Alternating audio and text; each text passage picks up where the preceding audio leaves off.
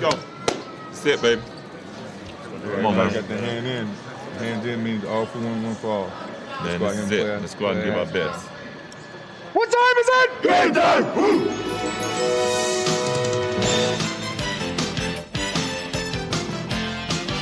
This is the NBA on NBC.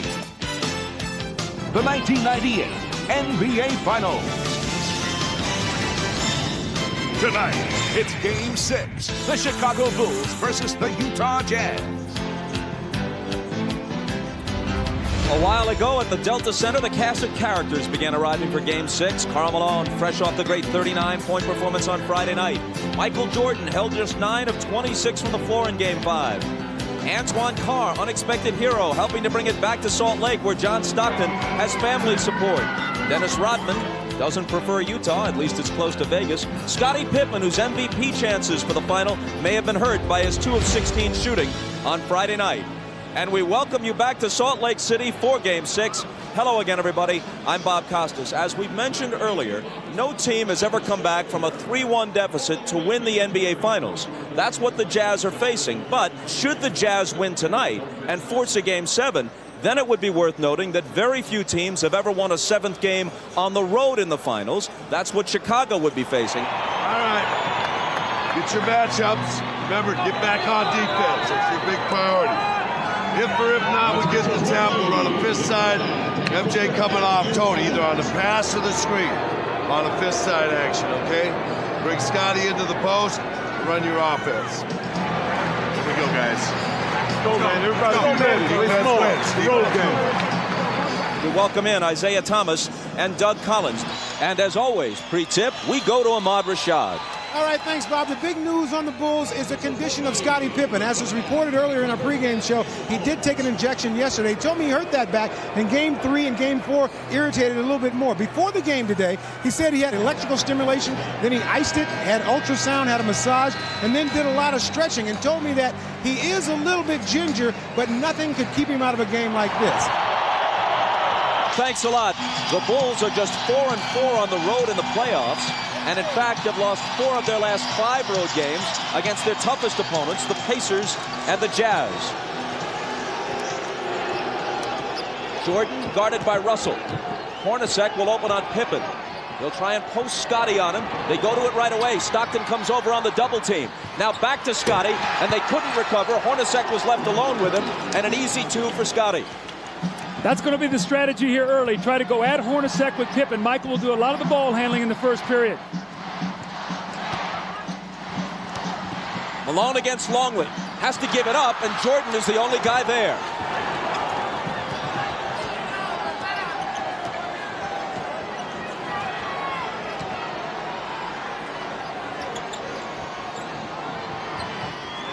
Longley, who has contributed little offensively and has been abused defensively by Malone. It's Jordan missing his first shot, and Russell takes the rebound. It looks like Scottie Pippen is laboring as he moves up and down the court. Ahmad told you he's suffering from a bad back. Malone hits his first. 17 of 27 in Game 5. As the whole Utah team shot better than 50%. Hooked away. Malone chases it to the side. It'll belong to Chicago. Bob, I think Scottie Pippen pulled his back out on that dunk shot on his first play when he reached up for the rim and he pulled it down. I think he stretched up and he grimaced as he came down and he could barely run. Harper guarded by Stockton. Pippen against Hornacek. Draws the double. Harper's the guy they'd like to leave alone. Kukoc isn't. But this time he misfires. Hornacek lost it to Longley. Now Pippen has it. All alone, Kukoc. The one thing you don't want to do if you're Utah is get into a quick turnover battle here and give them easy points, especially Kukoc. Remember, he loves to get off early in quarters, and then he's a load the rest of the game.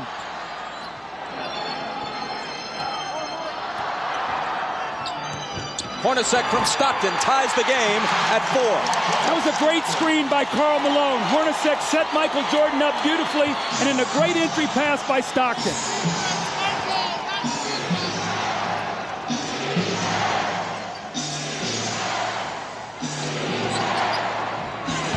Kukoc.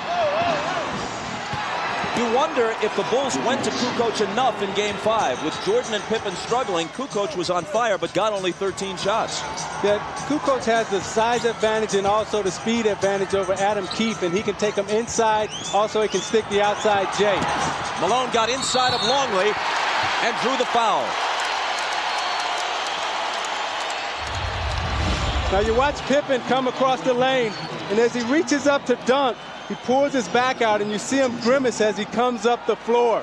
Let's keep our eye on Scottie Pippen tonight. Let's check in with Ahmad. Bob, Scottie Pippen's really having a bad problem. In trying to bring the ball down, you can notice Michael sending him down the floor so he can bring the ball up. Now, as we mentioned earlier, that the strategy was to go to Scottie in the post. If his back continues to bother him, they may have to change that strategy. Bob?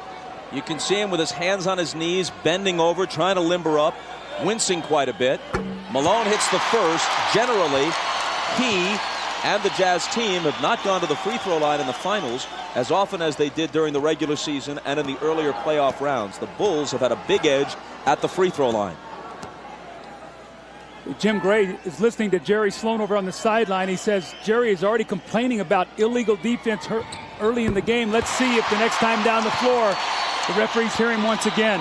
Remember, that was something that was big in the United Center. He was able to get the referee's attention. I thought it helped his team. Harper trying to back in on Stockton, and the whistle goes against Utah. It's Stockton's first. See, what Chicago will try to do is put a lot of pressure inside on the post with Harper and Pippen posting up Stockton and Hornacek.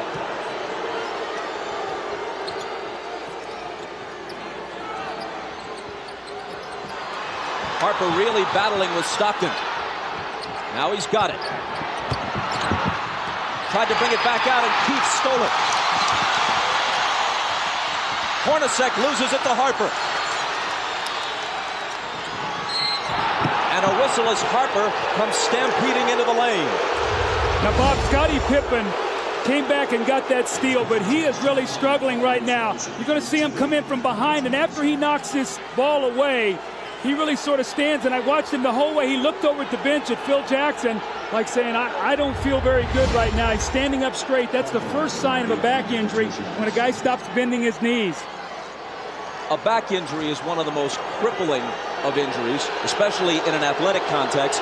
And I'm not trying to compare a physical injury to an illness, but it was here in this building where Michael Jordan, sick as a dog, managed to gut it out in Game 5 of last year's final, the pivotal game. Scottie Pippen is probably mindful of that and will give it everything he's got to try to equal the effort that his teammate Michael Jordan has shown in the past. See, Bob, that's why I think it's very, very important for the Jazz to lock in on Tony Kukoc, because if Pippen can't score and it's only Michael Jordan, that will be to their advantage. They've got to do a job on Kukoc today.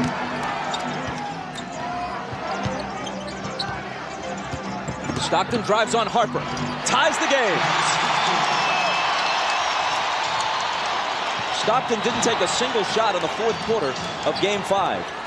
His assist totals have generally been high. His shooting percentage is high, but they'd like to see him get a few more shots up toward the rim. 3-second violation against Chicago.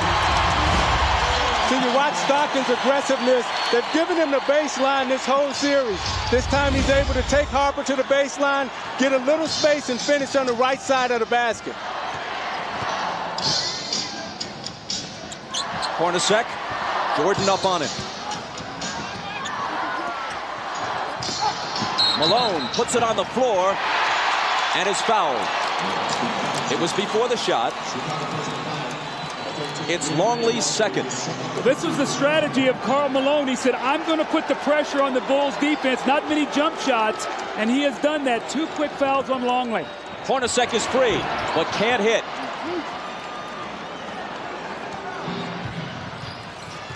Hornacek is now 18 for 46 in the series.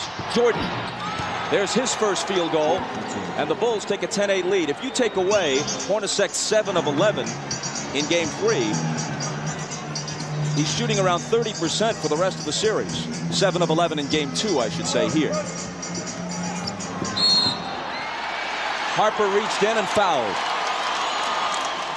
Rodman off the bench. Let's see who he replaces. Longley has 2 fouls, and it's Luke who'll go out.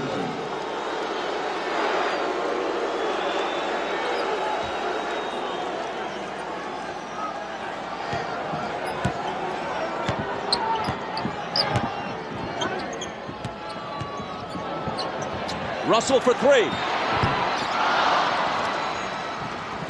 Utah has not been hitting the threes in this series. Now 11 for 51, around 20%. They shot 37% as a team from beyond the arc for the season.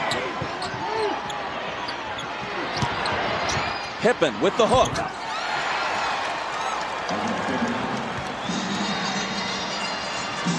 Chicago by 4.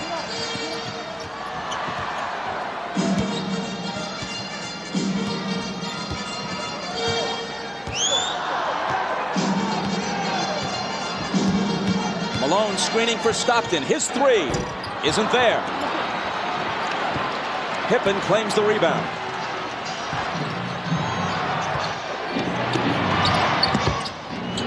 Pippen had it knocked away. Hornacek got a hand on it. Stockton takes it, dishes it to Jeff, who misses the driving one-hander. Jordan is wrapped up by Keefe for the Utah foul. You know, Pippen is really hurting, but he's playing in pain as he takes Adam Keefe into the middle and shoots his patented little jump hook. And as he falls to the floor, you can see it's very difficult for him to get up with that bad back. You see him running up the floor, not able to get the type of push and the speed that he normally would have.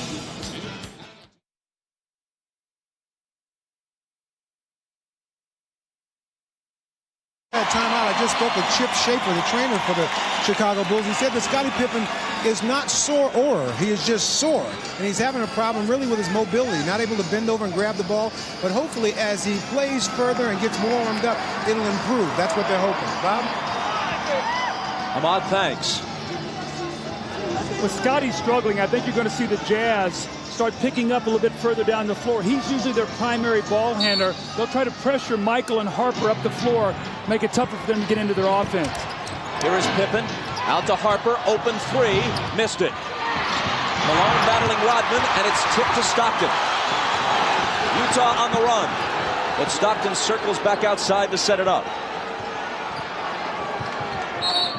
It was kicked. Utah keeps it, fresh 24.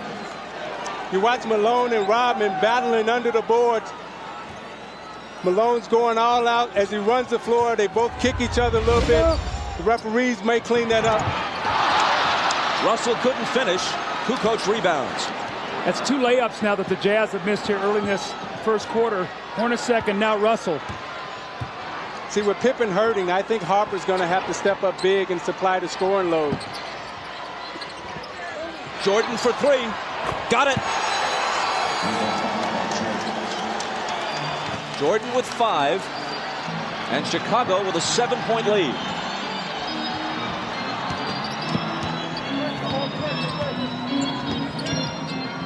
Malone on that left block, this time against Rodman. Takes him into the lane. Tries to muscle up, but loses it. Pippen back.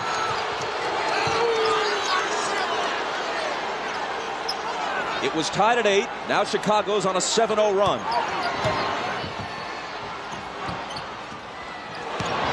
Kukoc underneath to an unguarded Harper, and the Bulls have scored 9 unanswered points. Timeout, Utah. So you watch Karl Malone in the low post. They're not double teaming him. They're letting Rodman play him one-on-one. Consequently, when he goes up to put up the shot, he gets stripped, and it leads to this. Kukoc on the drive, the easy dump to Harper. Harper's going to have to step up big inside for the layup. And you're watching the NBA on NBC.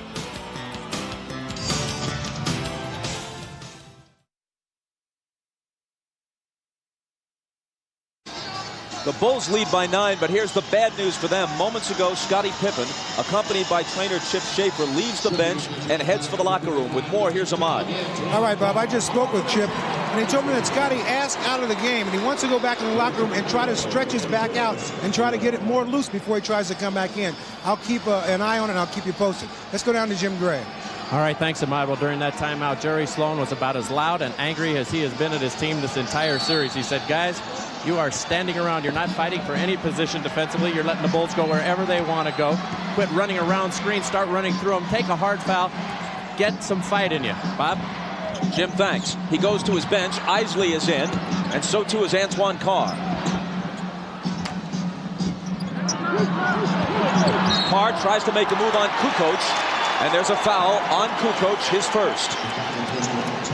Now, Bob, the reason Carr's in the game is because Utah was playing 4-on-5 offensively. With Adam Keefe in the game, Scottie Pippen wasn't going to guard him. Now you've got Kukoc who's going to have to play Antoine Carr. So now it's a 5-on-5 matchup. They've got to take advantage of this with Isley in now for Stockton. Harper right now is on Malone.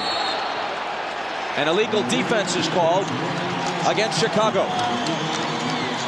Doug, I think they should have started Antoine Carr. That center position is a revolving door for them with Ostertag and Foster, and it was important for them to get off to a good start. Now they've buried themselves and find themselves in a big hole. Ostertag and Foster have given them nothing in this series. Good pass from Malone inside to Hornacek, who converts it.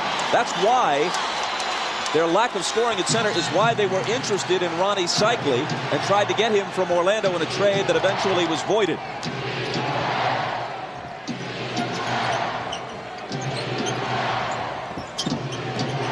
Jordan over Russell. Rebound to Carr, who immediately makes his presence felt.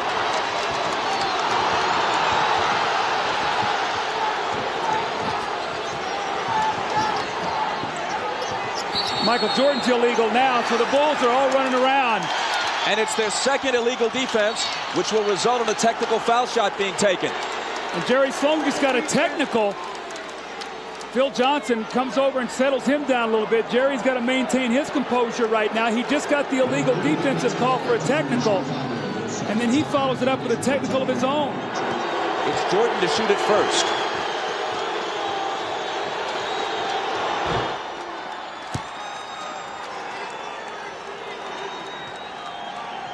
We're told by Jim Gray from the Utah bench that the reason Sloan got his technical was when he was knocked down by Kukoc. There was no foul called, and that's what had Jerry hot.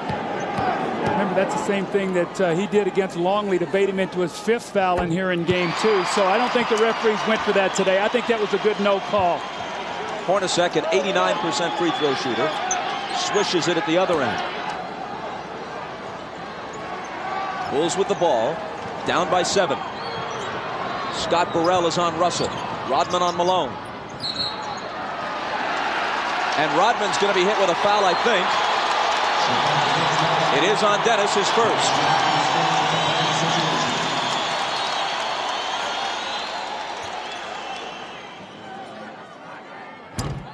Malone missed the first.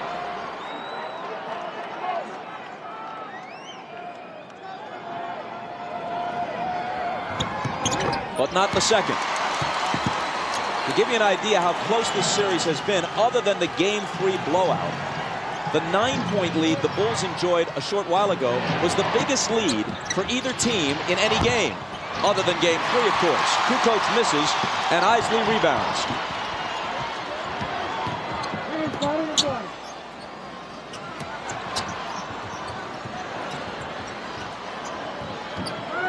Carr against Kukoc.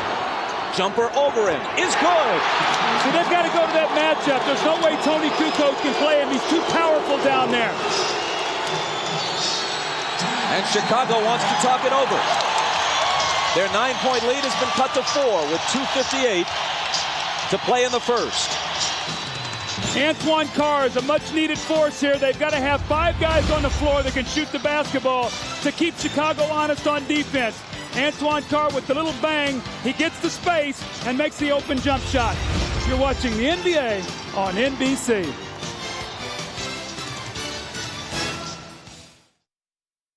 For Tony, you got Carr. Who? Carr. Dennis has the lower penalty. Steve, you come on in for Hart. Deny the corner passes on the power. Deny the wing entries on the 4-up. Get in their offense. Yeah, Scott did deny Russell last time. That was too easy. One downside, out of bounds right now. Let's go. Let's go. All right, let's go. we played 9 minutes. Karl Malone has attempted only one shot, which he made. But he's put the pressure on the defense. He's gone to the basket, and what he's done, he's got them in the penalty here early by drawing a lot of fouls on Longley and Rodman. That will take its toll as the game goes on, Bob. The seldom used Bill Wennington is in, along with Scott Burrell and Steve Kerr. Rodman and Jordan complete the 5 on the floor for Phil Jackson right now. Michael dishes out to Burrell. And Russell reaches in and knocks it away with 3 on the shot clock. When Michael gives that ball up, you've got to really work hard and not let him catch it back, and that's what he did that time, Russell. Excellent D. Got to shoot it quickly. Jordan will with a hand in his face. Burrell skies for the rebound. Loose to the side, and eventually it's Utah who has it. Here's Hornacek. A pull-up 3.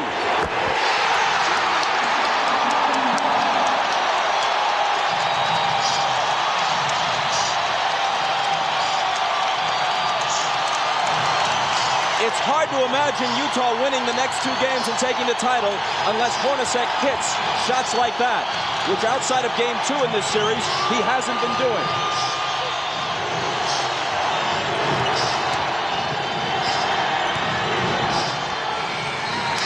Shot clock violation. Michael gave it up. They weren't even close to hosting a shot before 24 seconds. Terrific team defense. But Isaiah, the play before, Brian Russell went down on the floor, knocked the loose ball away, and Hornacek got the 3.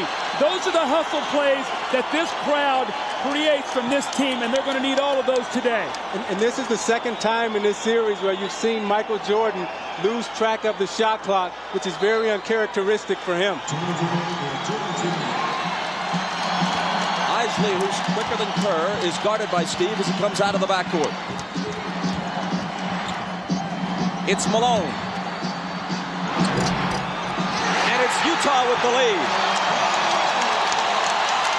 Only moments ago, they trailed by 9.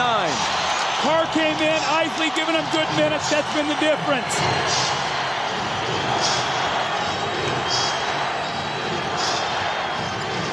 Jordan.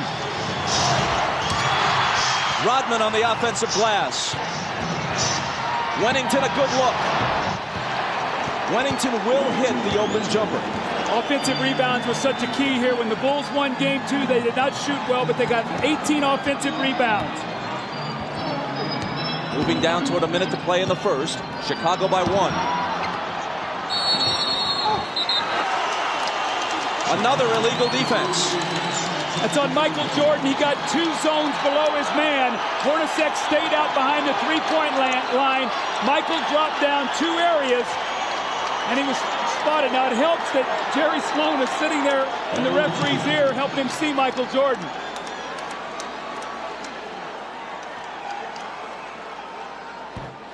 Hornacek hits the technical.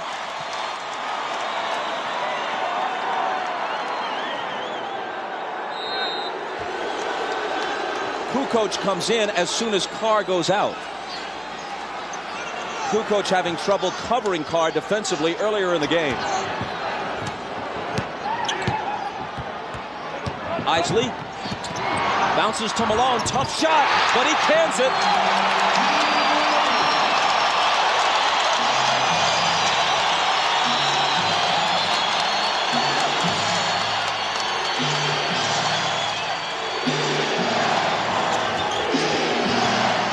Jordan over Russell.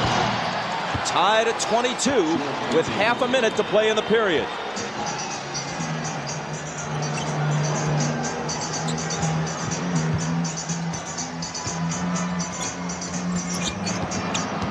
Malone against Wennington. Off balance, hit it, plus the foul. See, Bob, that's what I'm talking about, being aggressive, Isaiah. Taking the ball to the basket.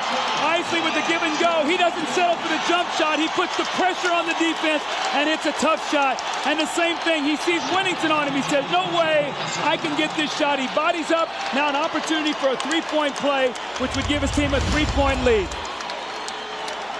And the weak spot for the Chicago Bulls is when you get past Longley and Rodman, they have nothing behind them. And Malone is smart to get into their bench now. A dozen from Malone in the first quarter. A perfect 4 of 4 from the field. Almost as important, Hornacek has contributed 9. They need him. Kukoc. They had a foul to give. It looked like he traveled, but just before that, the whistle blew for the foul. Now, Chris Morris slapped him from behind, so he took the good foul. Bulls left to inbound the ball with 8.4 seconds to go, and Greg Foster's going to come into the game. Now, Bob DeRisi's in right now, and you give him a rest here at the end of the quarter, the last 8.4 seconds, and then the time during the break.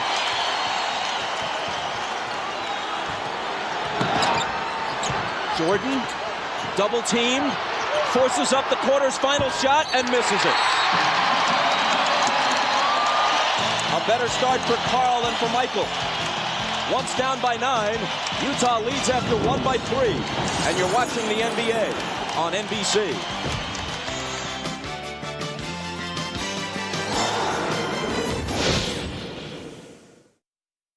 Injured his back on that dunk shot that he had just at the beginning of the game. He has been in the locker room for the past 5 or 6 minutes trying to stretch that back out. He has both doctors in there. They're just trying to see what they can do to get him ready to play. And if anything else happens, I will be here to report it to you. Bob? Ahmad, thanks a lot. Guys, as we begin the second quarter with Utah up by 3, something significant. They were able to make a run and turn this game around a bit with Howard Eisley on the floor rather than John Stockton. And Eisley did not play well for them in Chicago, so much so that Jerry Sloan barely used him with the game in doubt on Friday night. Well, they went on a 17-5 run with Stockton sitting down, but also a key, they brought Antoine Carr in for Keith. So they got another offensive player in there, Bob. That was real critical for them. As Jim Gray reported before the game, Eisley has been suffering from vertigo. Apparently not dizzied by the heights of Game 6 tonight. Shandon Anderson with a nice move. Every time Anderson comes in, they immediately go into post against either Burrell or Bushler. Jordan opens the second quarter on the bench, which is usually the way Phil Jackson plays it. Whistle away from the ball from Hugh Hollins. Again, Isaiah, Shandon Anderson in the post, and he just backs Scott Burrell down. Nobody helps him out. And that's a big weapon for them coming off the bench. And Doug, the danger is when you don't finish your job at home, Scottie Pippen comes on the road, he gets hurt. I remember when we were in the finals playing against the Los Angeles Lakers, and I got injured in the Game 6, sprained my ankle, turned the whole series around, and that's what may happen here. Anderson picked up the foul a moment ago, and then it's Foster following him. 2 quick Utah personals here in the first minute of the second quarter. Knocked away from Wennington, ball loose, chased down by Foster. But then he loses it. An unforced error, to use tennis terminology. There were 2 white shirts there. See, Bob, the difference right now is when you're resting Michael Jordan. With Pippen hurt, he's not out there with the anchor that second team. Now you've got a team out there who's going to run the show, who's going to be the guy to make sure that they run their offense and get the shots that they want. So this really hurts with Scottie Pippen being out of the lineup right now because you have to rest Michael Jordan at some point. Kukoc is the only starter for either team on the floor right now.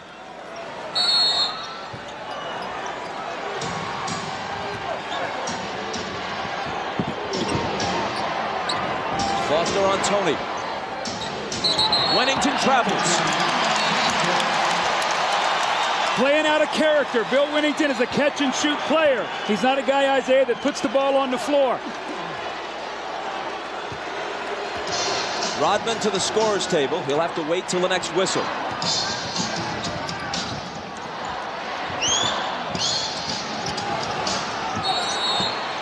Which comes almost right away. Another illegal defense against Chicago, the 4th.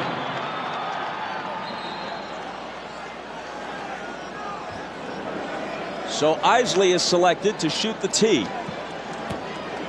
After the first illegal defense, every subsequent one against you results in a technical foul shot.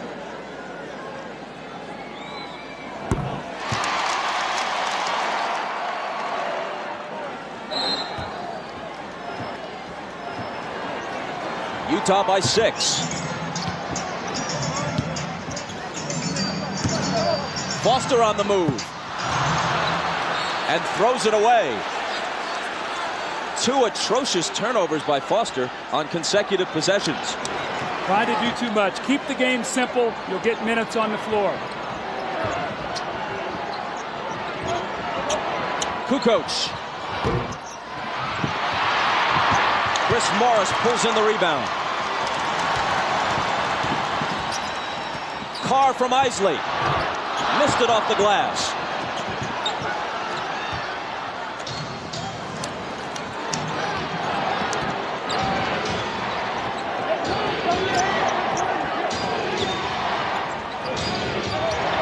Rodman, good pass to Kukoc. Great back cut by Kukoc. He set him up, then back cut, faked him off the screen. Great pass by Rodman. Great look by Kukoc. See, Isaiah, though, Foster's got to push him over the top. That's what they did in the game 5, and Tony got 7 points to start the game.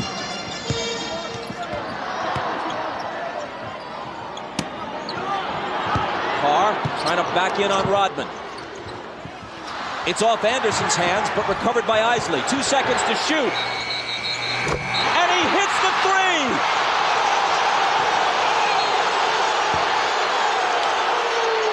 Are they calling the shot clock violation? Let's see. Dick Pavetta says yes.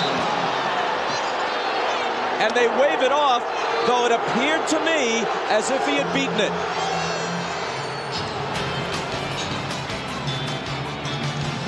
Timeout with Utah's lead, still only 4.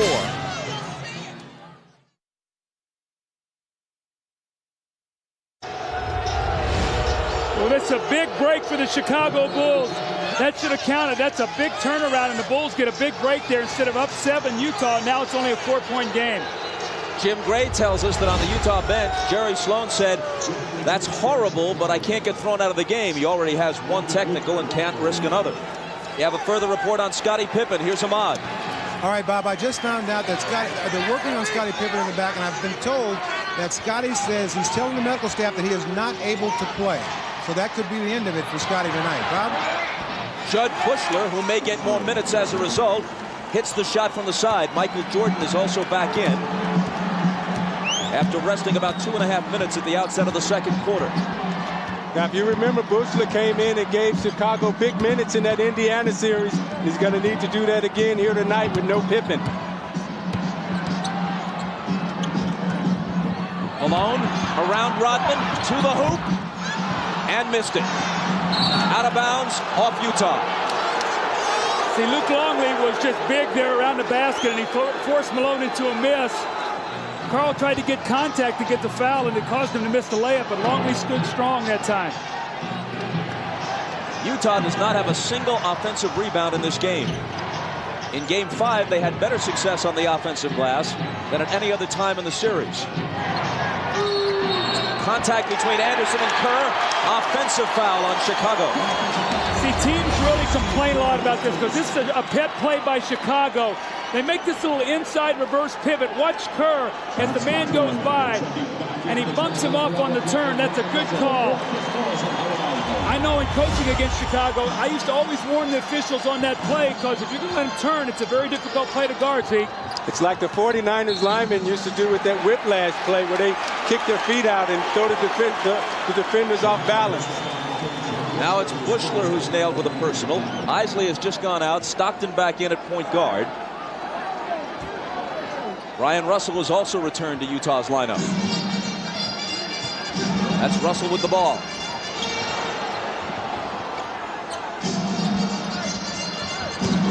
Malone from Carr. And he walked with it. See, Antoine Carr's got to be ready to step in and shoot that ball. They're doubling down on the block now, and Karl Malone swung him the basketball. He's got to shoot it. Those are the same shots he had the other night in Game 5 that he buried to help them get the win. The Bulls can tie with a basket here or take the lead with a 3. Jordan in and out on him, and Carr claims it. Carr from Stockton. There you go. There you go. Now you see Carr pull up and hit the 15-footer, but a moment ago he pulled up and missed that little easy bank shot off the glass. That 15-footer dead on is a better shot for him to take than the one off the glass. Jordan wheels inside around Anderson, and again it's a 2-point game. Michael has 10.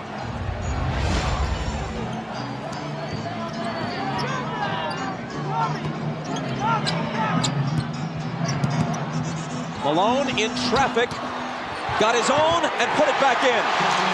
That's that first offensive rebound that you talked about. Malone get it and got 2 points. Malone feels very confident against Longley and Rodman right now. He feels that he can get anything that he wants underneath.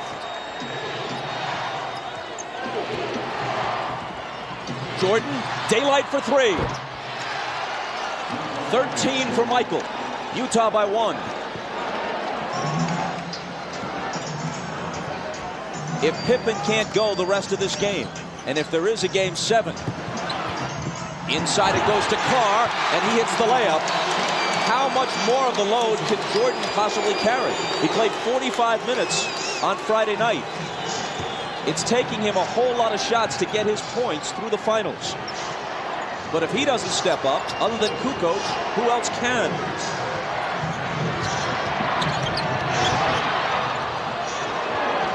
Here is Tony. To follow up on your point, Bob, this would be a very wearing game for Jordan. To try to tire him down and wear him out. It'd be interesting to see if he'll have enough at the end of the game because of the minutes he's going to have to play. Malone, tough catch, gathers it in, fade away. Carr to follow. Knocked away from behind, and he was fouled. It's number 1 on Jordan.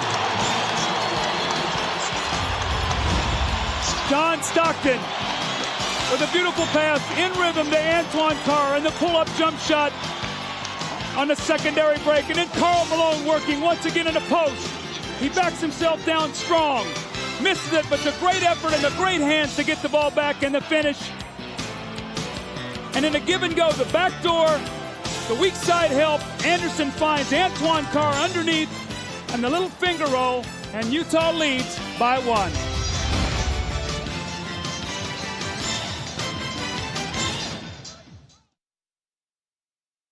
Trying to see if he can come back and play.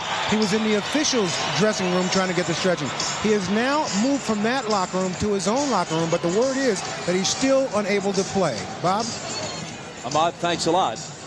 What was the most important regular season game of the year? Undoubtedly the one at midseason here at the Delta Center, where Utah trailed the Bulls by 24 points early, 41-17, and rallied to win. Changed the outcome of that one game. And this series would have opened and ended if a 6th and 7th were required in Chicago rather than in Salt Lake City. It was that win that gave Utah home court and gives them a game 7 if one is necessary here at the Delta Center rather than on the road. And do the Bulls face the remainder of this game and a possible 7th game either without Scottie Pippen or with a weakened Scottie Pippen?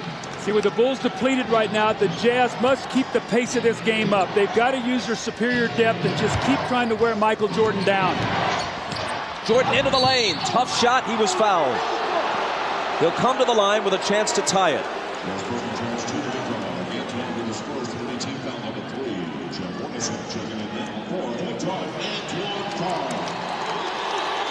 So they really made the switch in Game 5. They started Russell on him, did a good job, and then they came in with Anderson. They put Hornacek on Pippen, and that really had an effect because Michael had to work a little bit harder in the post against Russell. Antoine Carr going out. This is the 103rd game of the season for the Bulls and for Michael Jordan. Jordan hasn't missed a single game since he returned from baseball. He has also played more minutes than at any time since the '92 season when he was a much younger man. And now with Pippen ailing, he'll be asked to do even more if that's possible.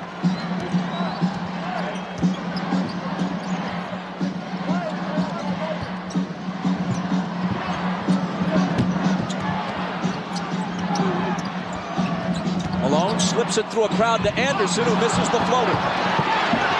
Rodman juggles the rebound but saves it in. Only his 2nd rebound tonight and only his 5th in the last game and a half after such a strong performance in Game 4.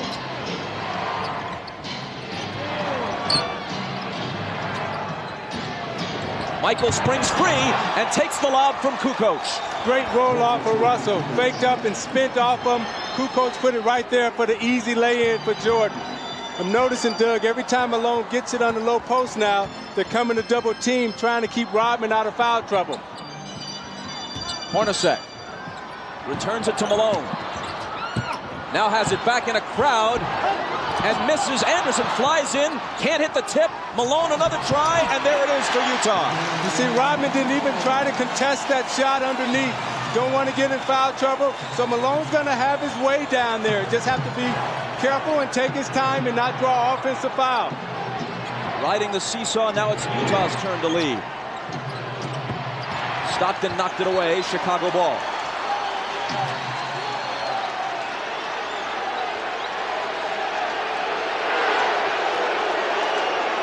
Phil's still lobbying for that travel on Malone on the last possession, but ain't gonna happen.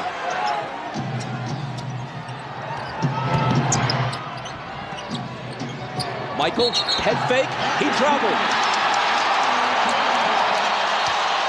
So Phil got the traveling call, but certainly not on the guy he wanted. And Steve Kerr just said to Pavetta, hey, call it on Malone down at the other end. I talked to Rodman after the last game, and he felt that Malone traveled a lot. That's why he was able to get away from him. Malone in the lane. Up and under against Rodman. He's getting such deep position right now in Rodman. The Utah Jazz are executing their offense to perfection. 18 for the mailman. Jordan for three. And there's his answer. I think that's his third three of the game, Bob. And going into this game, Kukoc and Pippen were a combined 4 for 23 from three at the Delta Center in the first two games. It is his third tonight, and he has 19 points. Malone tries to answer, and can, and he has 20. A Jordan-Malone duel shaping up in Game 6.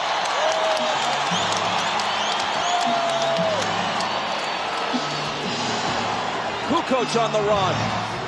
He's in double figures now with 10.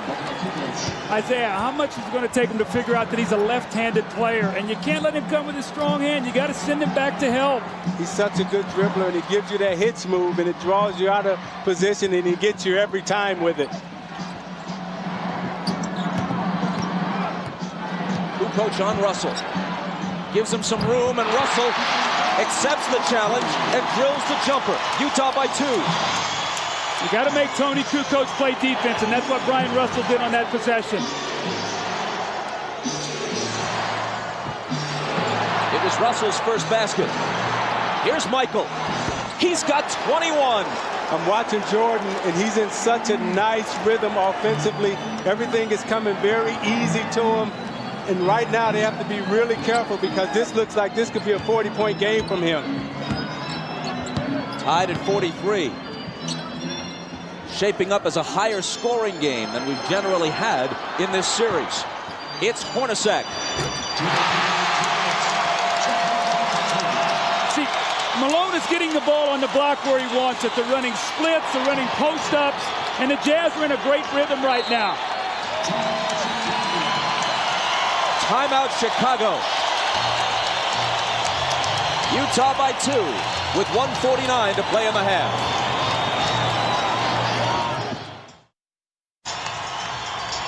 Let's watch the Michael Jordan possession that he scored on. Brian Russell, as he cuts, is going to give him a shot. Michael doesn't like it. Michael delivers a blow right there. So Russell pushes him back, and he catches it. Now you got an angry Michael Jordan. He squares up and buries the shot. So the referees let both of them get a blow in, and Michael finished with a jump shot. 8 of 14 thus far. Down by 2, the Bulls put it in play. Jordan's the guy they want, even more so than usual, and that's why. 15 of his 23 have come in this quarter.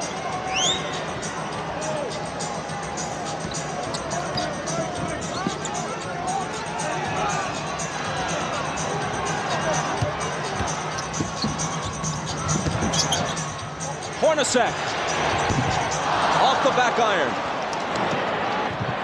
After the missed 3, Chicago comes back, looking to take the lead. Russell trying to contend with Michael. Finally, he misses one. Anderson tries to save it, but was on the line. Bob, the only thing you can hope for right now is that Michael Jordan's going to run out of energy because He is in an unbelievable scoring mode. The backup and the fadeaway, and he hits the jump shot, then he comes back the next time, but he's wanting the ball in every possession. Can he play at this pace if Scottie Pippen can't play at all in the second half?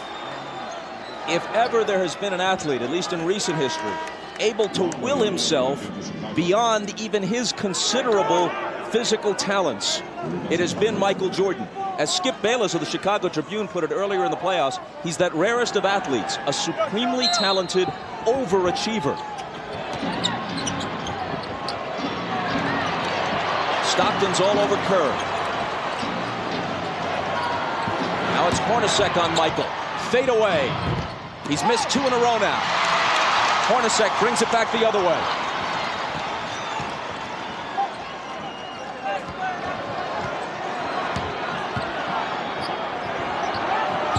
Stockton from Malone. Beautiful slip on that play. Stockton went across like he was going to set the screen on Longley. Michael relaxed just a moment. He slipped it. The give and go, Isaiah. That was a beautiful play. And Doug, now that Malone has really taken advantage of Chicago inside, now the perimeter will free up. Now they have to pay attention to Malone. Now Stockton and Hornacek will be able to step up and play and get involved. They were just putting a couple of seconds back onto the clock.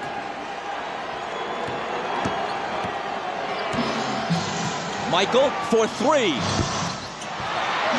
Hornacek takes the rebound. Jordan had made 3 3-pointers earlier in the half.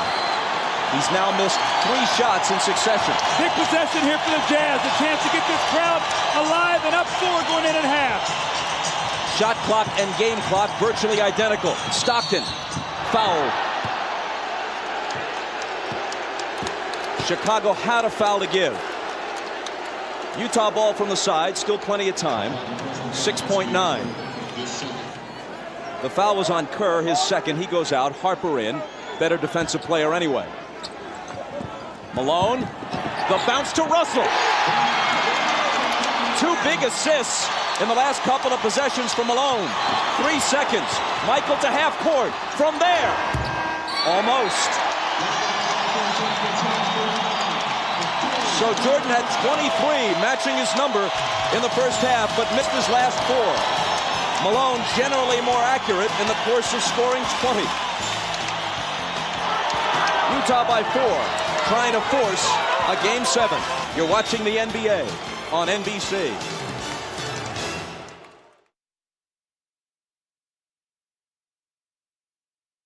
Ahmad Rashad back at the Delta Center where the Jazz lead the Bulls by 4. Now the big story here in the first half has been the condition of Scottie Pippen's back. He has really been hurting. But during the halftime, the massage therapist gave him ice, massaged. His back was having spasms. He got the spasms to stop, and Scottie Pippen is back out here on the floor. Whether or not he'll be able to play and play effectively, we'll find out. Did you start? Really? All right. Dennis, hold up. You want the guard or you want the forward? Hold on the forward. All right. Keith's out there starting. All right. High side leg first time. Their ball, right? Yeah. Their ball. Our return after it. Get after him now defensively. They're shooting 60%, fellas. Come on, man. Malone's 8 for 11. Too many layups. Make him miss a shot. Over the cutter. Well, they thought that Scottie Pippen was going to be out of the game, so Jerry Sloan told his guys they were going to focus a lot more attention on Michael Jordan. All of that, of course, could change now. Very unhappy with the way they defended the screens. He wants them to get over the screens instead of running through them. Happy with everything offensively. Bob? All right, Jim, and here we go. Utah in possession as we start the third quarter. Malone right to work.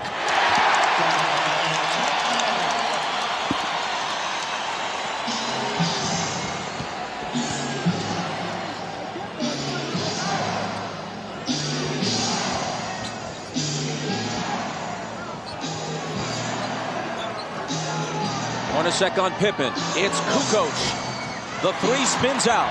Hornacek with rebound position. Utah in front by 6.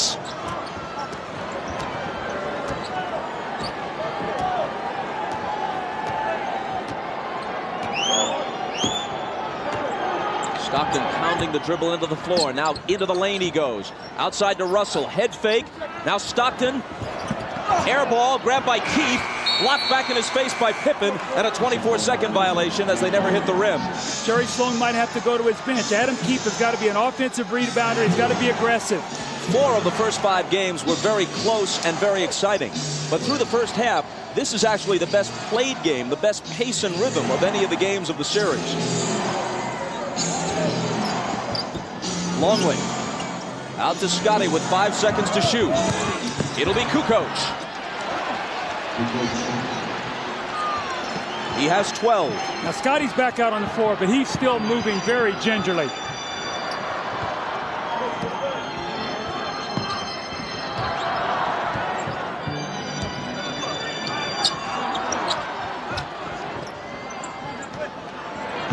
Malone inside and a whistle before the shot, and a Chicago foul. Now you watch Scottie Pippen. He's laboring to get up and down the court. That back is still bothering him. Let's see how he goes. The foul was Longley's 3rd. Stockton stumbles.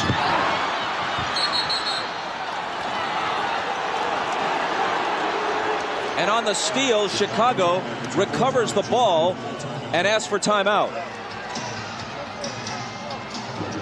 Coach, is that the time you want to use one? It does preserve the possession, but you use up a timeout. Well, Phil has the option here to take a 20 if he wants it. Harper with a great hustle play. You're going to see him roll over and get the timeout before Utah can force the jump ball. So we'll step aside with 10:03 to play in the 3rd.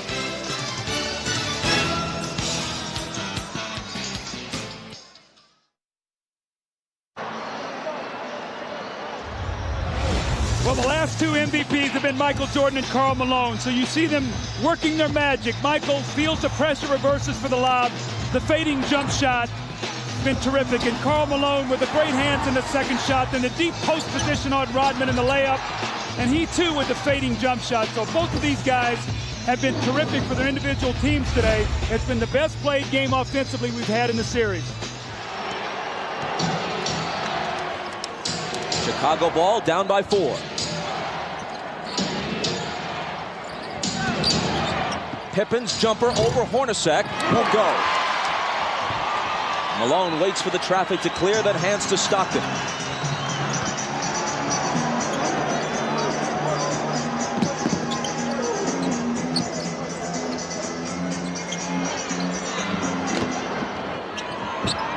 Malone against Longley. And a foul, and if it's Longley, it's his 4th. He's just not quick enough, Isaiah, to get up and body him, because when he makes the first quick step, Luke can't slide over and get in front of him. He sticks his knee out. Now, this is twice in this quarter. Malone has gotten a layup the first possession, and now he's gotten 2 fouls. He bodies up against him, he sticks the left knee out, and Malone goes right to the basket to get the contact. Longley's got to be a little smarter down there. He's giving Malone no resistance, Doug. I'm watching him as he's moving around. He's not even trying to guard him. Just poor defense by Longley. And great offense by Malone. He sits, Rodman enters. Russell for 3. Malone in between 2 red shirts, pulls it down, and now he and Rodman all tangled up. And it's Malone's turn to laugh and taunt a bit.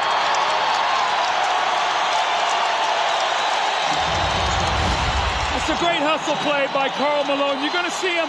He just wants the basketball. 2 Chicago Bulls, and he reaches in there with those powerful arms and just rips it away. The foul on Dennis Rodman. His 2nd.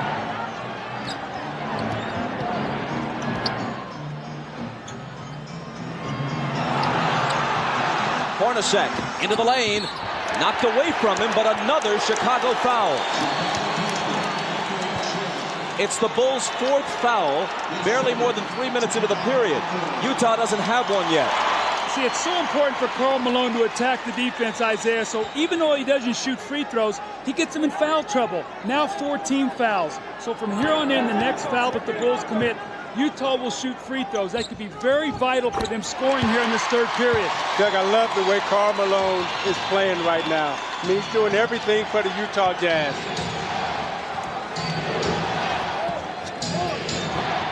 Jordan pulls up and connects. 25 for MJ. See, Jerry Sloan is very upset. Adam Keefe did not show out on that screen. Michael came off there not with the idea of passing. He knew his team needed 2 points.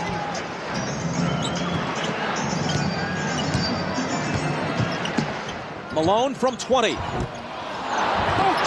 got a hand on it and then pokes it away from Jordan and out of bounds.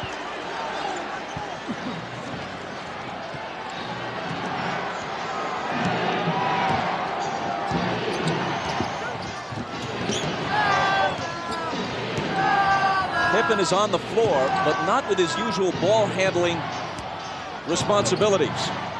This is Scotty out high, immediately returns it to Harper. A little jump hook is good. Just the presence of Pippen on the floor, you've got to be able to honor him, and he's a great post feeder. Chicago back to within 2. Malone from Hornacek. Rodman managed to wrest it away from him, then Harper takes it. Malone argues that he was fouled.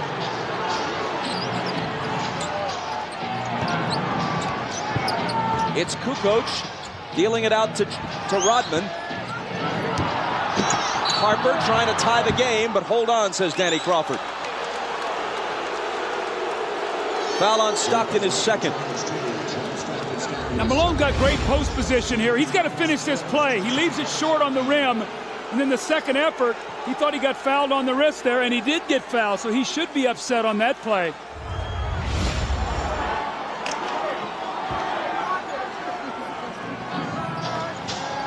Adam Keefe out, Chris Morris in for Utah. Here's Jordan. Off the back iron, Rodman trying to keep it alive. A tremendous hustling attempt, but Utah gets the ball. Now you're saying, why Chris Morris? Because he's a better offensive player, and he can play against a Tony Kukoc. You say, why not Antoine Carr? I think Jerry Sloan knows he's only got so much gas in his tank, and he'd like to have it for the 4th quarter.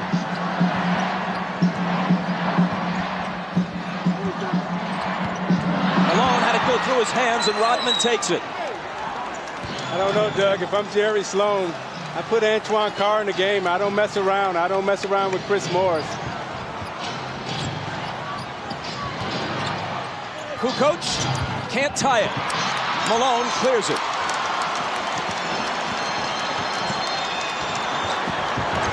Stockton into the lane, tried the up and under on Harper, but it wouldn't go. And Chicago gets it back. That rhythm and flow, which we saw almost throughout the first half, pretty much has disappeared here in a choppy 3rd quarter.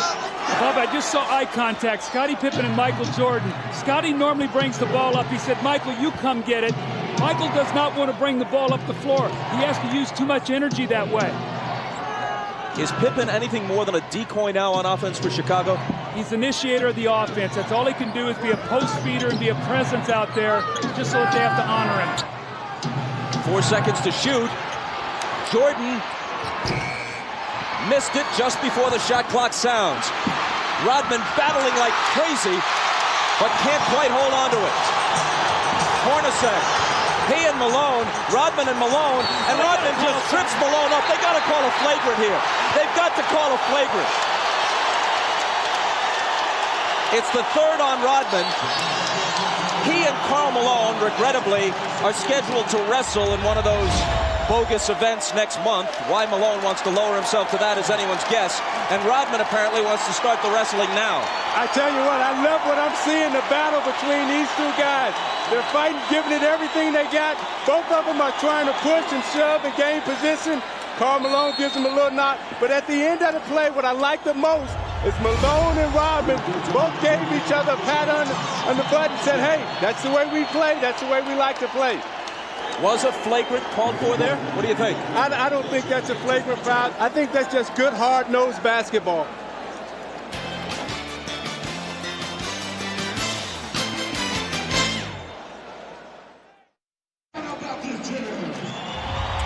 Well, the series was way too pretty here in the first half. Now they're getting down to the basketball we've seen. Rodman and Malone go down. That's 1. Here they go 2. Finally, the 3rd time the foul is called, and I think it was a good no call that it wasn't a flagrant. That's Dennis Rodman's way of trying to get in Karl Malone's head. However, Karl Malone is smart enough as a basketball player that he's not going to let that throw him out of his rhythm. Malone has 23. And can't add to it. Kukoc takes it down. Chicago trails by 3 as we move inside 6 minutes to play in the third.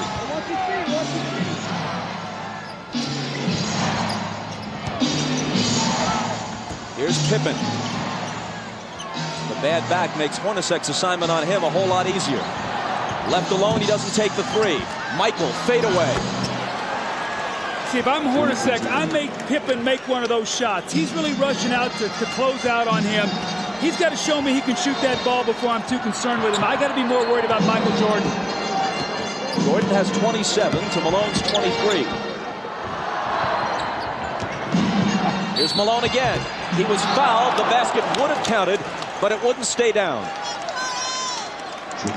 It's on Pippen his first. Now you watch Michael Jordan on the repost, takes a quick bounce, the reverse spin, fakes Russell out and shoots a nice fadeaway tape. Malone is averaging 23.8 for the series coming into this game. That's exactly what he averaged in the 6-game loss last year to Chicago. But that average will go up a bit after today. Makes them both.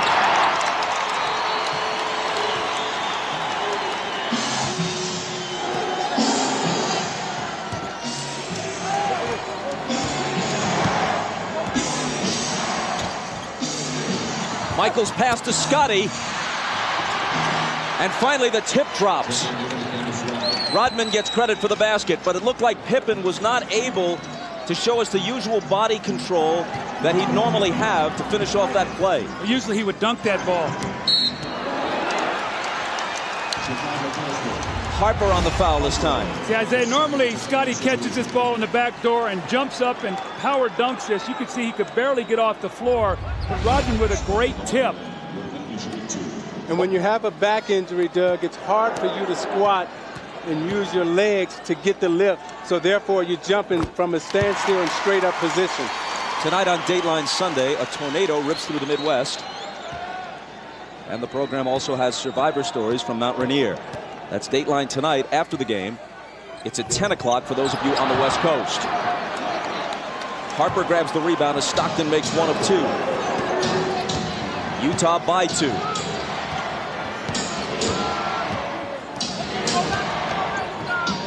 Jordan off target, rebound Malone.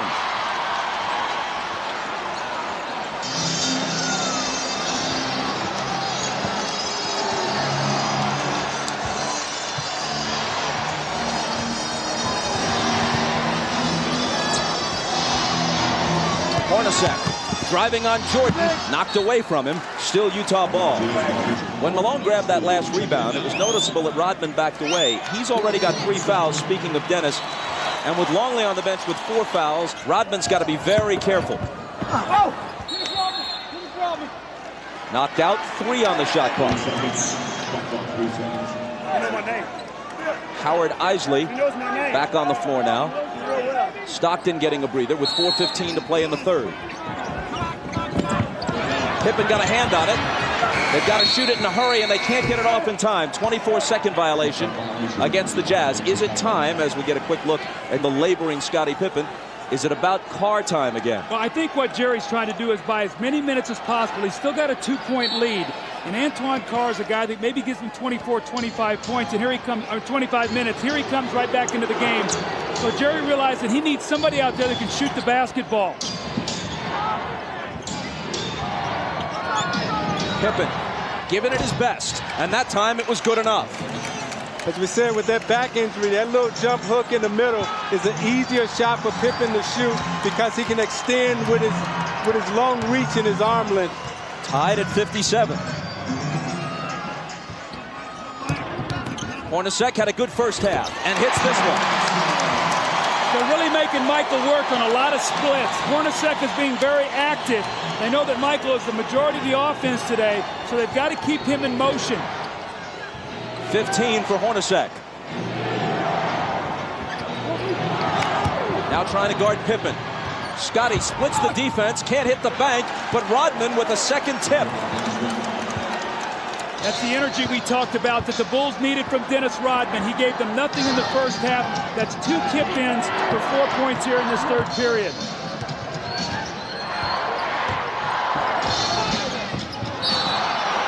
A whistle from Danny Crawford, a Chicago foul. It's on Pippen, and it's his second. You watch Pippen in the low post. They come to double team with Russell, and as he goes up for the shot, that leaves Rodman's clear for a clear tap in on the offensive glass.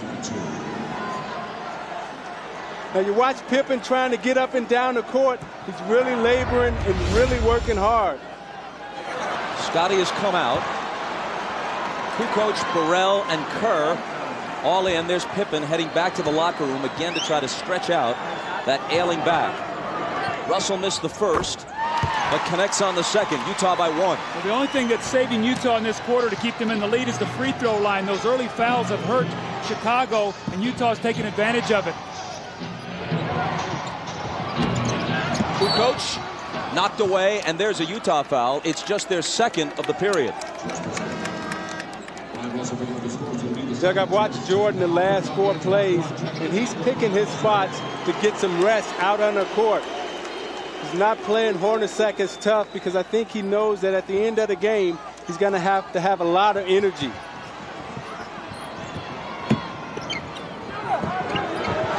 Rodman out to Michael. Now screening for him. Morris fights through the screen. Michael takes him baseline. Draws the contact and the foul.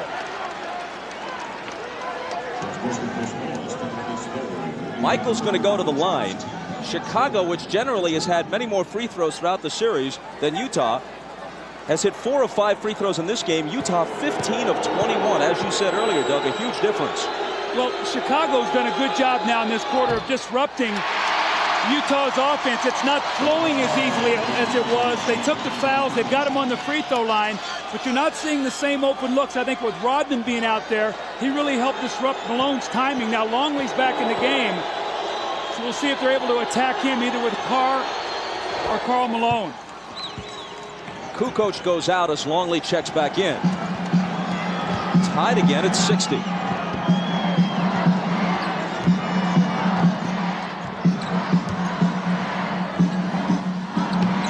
Malone left block where he likes it best against Rodman. When the double comes, he dishes it out to Carr. Now it's Hornacek. 3 seconds to shoot. Now they're going to have to force it. Hornacek off the back rim. Carr on the board. But there's a loose ball foul on Antoine Carr. It's his second. You see how the Utah is using so much of the shot clock now? That's not what they did in the first half, Bob. They got their shots up earlier in the clock. Now the Bulls have them working against that shot clock. They're not getting good looks. And they're going to have to speed up the tempo of their offense now.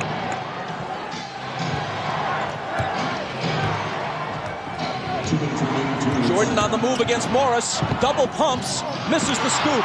Malone will clear it. Inside 2 minutes to play in the period.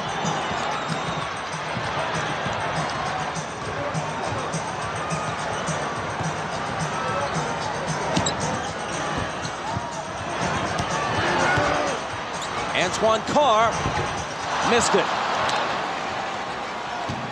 I think the one guy that needs to get involved for Chicago right now is Luke Longley. He hasn't taken a shot the whole game. He's got to put some pressure on Malone in that low post. Here's Burrell. He's off target. Back comes Utah looking for the lead. It's Chris Morris. Hornacek in the right place at the right time. You see, early offense, they got the shot up, and they didn't let Chicago get back and get set up. And so even though they missed it, they got a chance for a second shot opportunity. 17 for Hornacek. Easily his best game since game 2. Michael confronted by Carr after he blew by Morris. And Jordan will come to the line. The fast break here by Chris Morris. He doesn't get the shot to go, but you see Chicago now not guarding a man really, but an area. And there's Hornacek with the offensive rebound, Isaiah. They got to pick up the tempo a little bit. Right now, it's become 2 half court, and Chicago's got them in a situation using too much clock. Michael misses the first as we check in with Jim Gray. All right, John Stockton is now back on the bench. He was in the locker room for about the past 7 minutes. He was getting a chiropractic adjustment several places. He felt a little twinge, went back there, saw the chiropractor. They've worked it all out, and he will return to the game. Bob? He's been struggling with something of a sore back throughout this series. 1 of 2.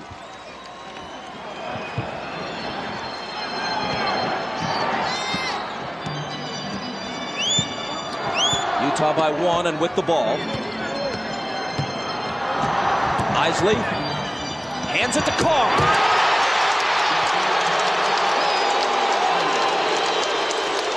Isley much more effective here on his home floor than he was in Chicago. Gets the assist there. Longley's shot. Isley the rebound. Last shot of the quarter here. Be big for Utah if they get a score. It would push it to 5 or 6. They're on their feet at the Delta Center.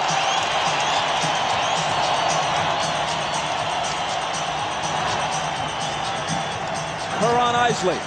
Around Keith's screen. Now he gets it back. And hits just before the buzzer.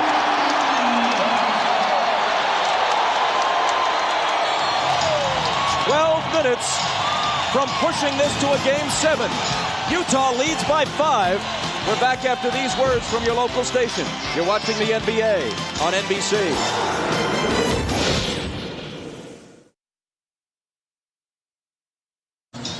Howard Isley, after a miserable Game 5 with no points and 5 turnovers, today has been big. He's helped rest Stockton.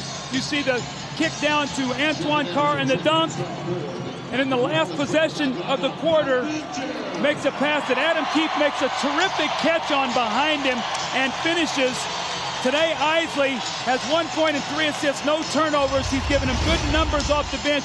As we start the fourth quarter, Michael Jordan has scored 29 points. He's 10 of 24. At one time, he was 9 of 15. That means he's just 1 of his last 9. He's played 34 of the 36 minutes so far, after playing 45 of 48 on Friday night. Remember, in the fourth quarter Friday, he was just 1 of 7 from the floor. You have to believe fatigue is an important factor now.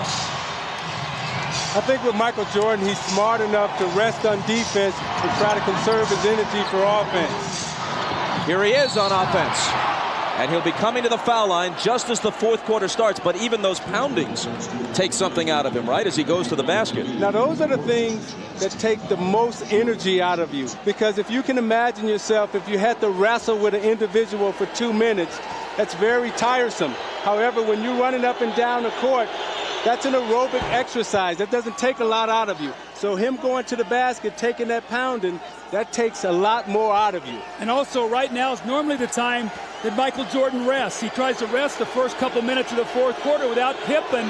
He's not going to get that rest. So we'll see what that does as the game wears on. But Jordan is the one individual that I've seen in this game since I've played that can carry his team in the fourth quarter even when he's fatigued.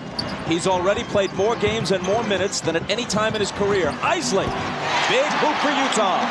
Tell me confidence isn't an unbelievable thing. This is the same kid we watched in Game 5 who didn't even want to dribble the basketball. Today he's making some big plays for his team.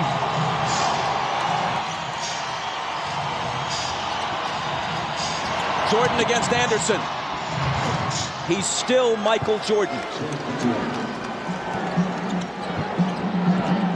Whatever he has lost, through fatigue, through age, through whatever, has only brought him somewhat back to the field.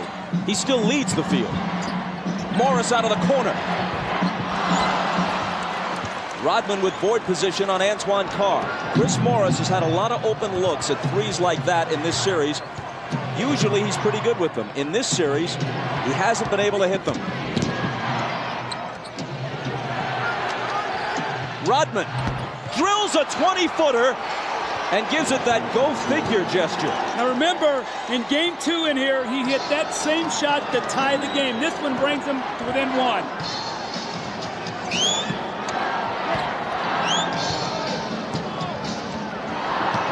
Isley returns it to Keefe on the screen roll, and he blows the dunk. He argues that he was fouled, but he should have finished it anyway. Now Keefe heads for the bench, and Malone comes back.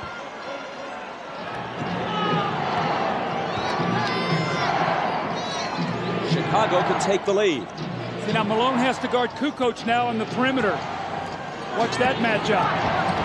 Jordan between the legs and the jumper. Off target, rebound Morris.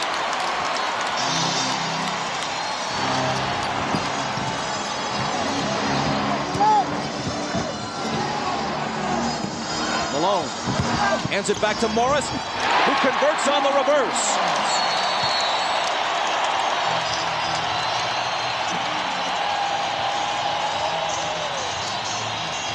Timeout, Chicago.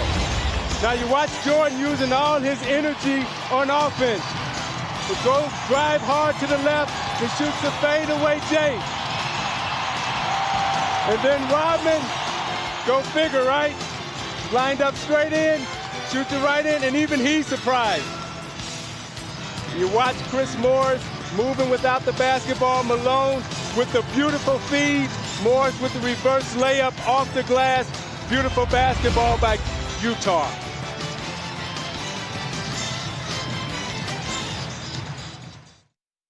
Ahmad Rashad back at the Delta Center. Now the strategy on Scottie Pippen, they had him in the back. They were putting ice on his back and electrical stimulation for pain relief, and they were trying to bide their time up until the 10-minute mark. They bring him back out and see if he can play the last 10 minutes of the game.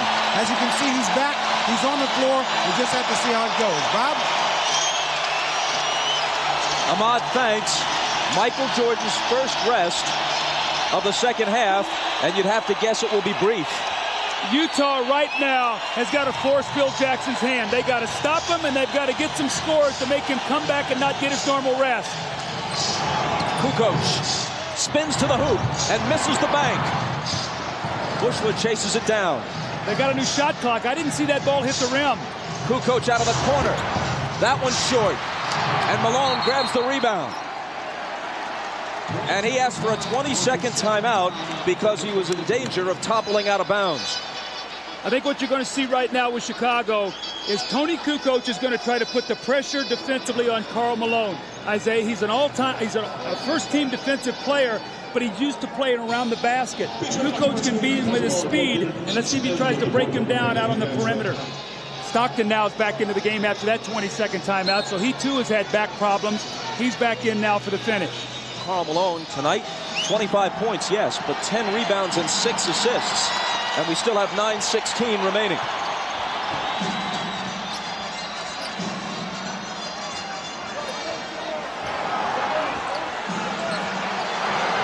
Stockton on the dribble against Kerr, trying to find Malone, but they get a hand on it, and Rodman grabs it.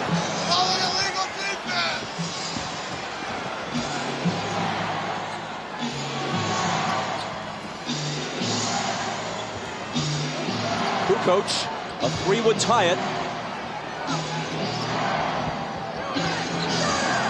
4 seconds to shoot. Stockton knocked it away from Kerr. Malone tumbles.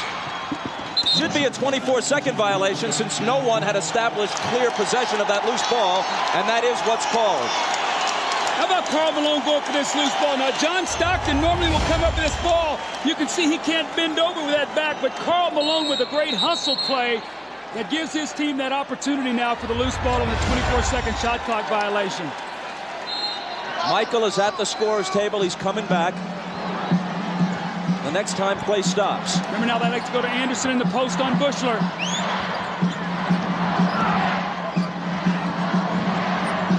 Carr from 20 feet. It spins out and Rodman is there.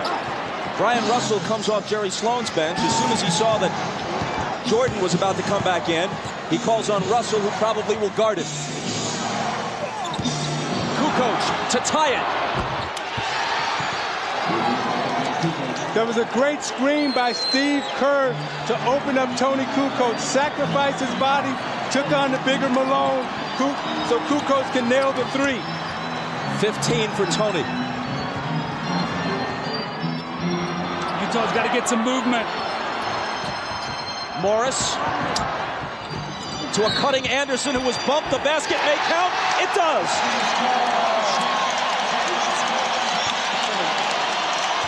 Bob, you can see now, Karl has a tough time on the perimeter. He doesn't like to play out here, so he gets bumped and he just tries to run through the screen. Kukoc gets the bare three and knocks it down. And in the good movement here, you got to get a slash and a cut to get to the basket. Too much standing around for Utah. An opportunity now for the three-point play, which they get.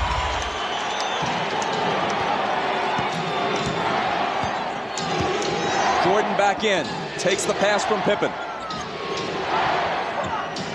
Russell is on him. He gets by him. Now Carr comes over and commits the foul. You see, they're so conscious of Michael Jordan coming off the screen. He gave Russell the fake. Then he came baseline, and watch as he braces himself to absorb the contact. Knows that he's going to get fouled. He's going to go to the line. Watch Jordan at the end of this game, the last 7 minutes, Doug, attacking the basket, trying to get to the foul line. See, Michael is too good at finishing, though. You can't give him that baseline drive because he's going to get fouled. Isaiah, you got to push him back to the middle where you can help. Jordan is now 7 of 10 at the line. Kerr out, Harper in.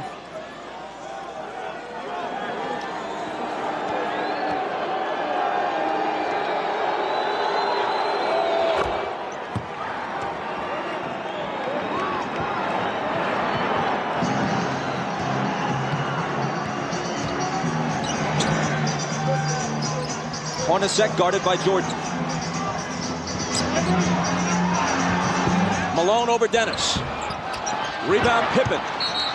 Hornacek slapping at it. Scotty just hobbling around. The foul is on Antoine Carr, and that's his fourth. Utah's gotten very stagnant here right now, Isaiah. They've really bogged down and really started in the third quarter. The free throw line kept them in it, but right now they're really struggling scoring. And this was Chicago's defense has been dominant against Utah in the fourth quarter.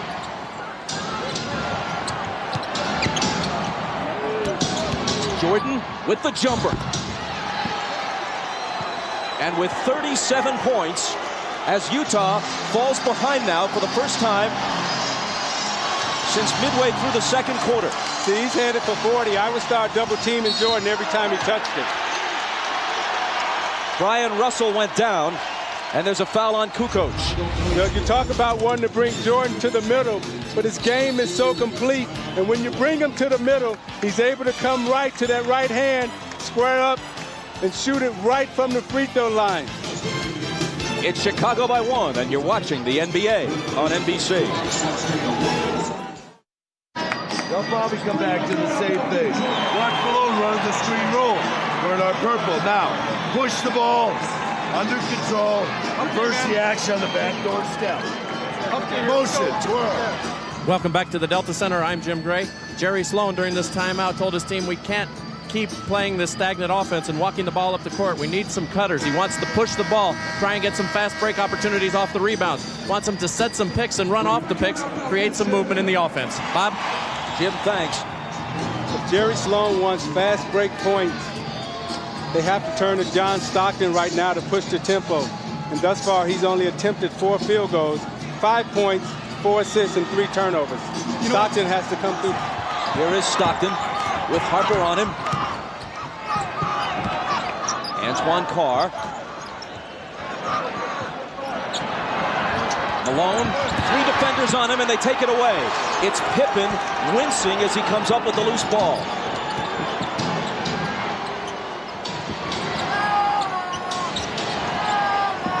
Jordan over Hornacek. Short. A whistle underneath from Danny Crawford. Stay right here. Loose ball foul on Utah. See, Malone's catching the ball in the post. He's getting double and triple team right now. He's got to be a passer out of this post. You see Pippen there knock the ball away from him. But if there are 3 guys on him and you space the floor, somebody's got to be open. And Doug, what Chicago is saying right now, we're not going to let Karl Malone beat us. Someone else is going to have to step up and beat us tonight. Pippen, who can barely move, throws it in. In almost any other situation, he couldn't possibly be playing. Regular season, never. Even earlier in the playoffs, he'd probably be sitting. Jordan again. And Stockton pulls it down. That's where they got to push it, get something quickly. Underneath to Carl, and he was fouled. a nice feed by John Stockton, pushing it up the court, catching Malone early in the offense, right underneath the basket. Malone did a great job of sealing and drawing the foul. 4 on Rodman. Michael's upset with himself right now. He's missed 2 jump shots that would have given his team a 3-point lead. He's really upset about that because both of them were very makeable shots that Michael normally makes. And Russell has done a good job guarding Michael Jordan, forcing him to shoot jump shots and not really allowing him to get to the basket.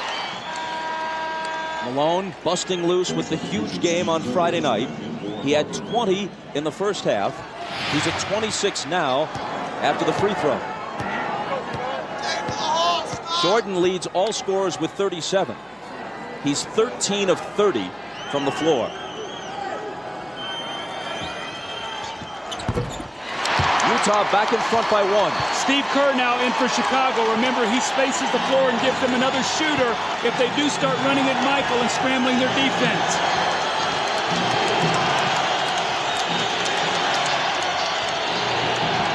Michael again. Russell takes it down. Stockton has a little daylight, and Utah has a 3-point lead. Transition basketball again. The little screen by Malone, and he hits the open jump shot. Kukoc. Kerr. Pippen in the lane. Connects on the turnaround, playing through clenched teeth.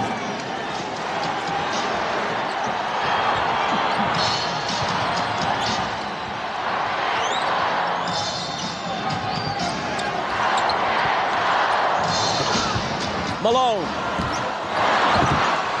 Rodman wins the rebound battle. That's a bad foul on Malone now because that's the 15th foul.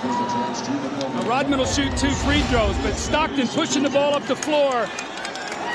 You see the screen right there by Antoine Carr, and Scottie Pippen cannot help out.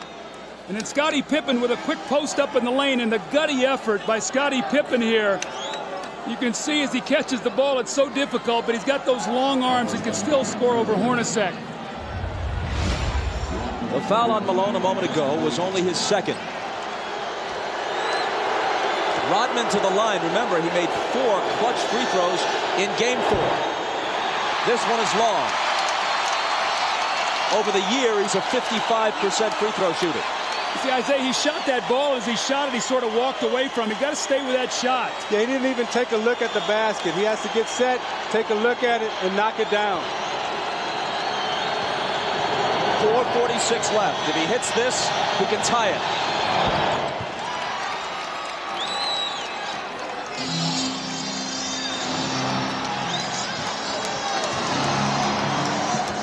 Stockton glancing at the clock as he comes across. 4.5 minutes for Utah to end its season or prolong it. Stockton, 5 seconds to shoot. It's Hornacek. Malone. They'll bring it back out. The jumper by Carl. Utah back in front. Great patience. Offensive rebound, kick it out, and Hornacek got it right back to him. Malone has 29.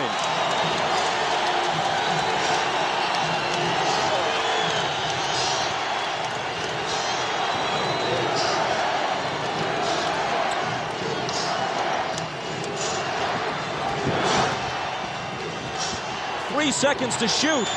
Harper's not the guy they want to have do it, but he has to, and he beats the shot clock and cans a huge shot.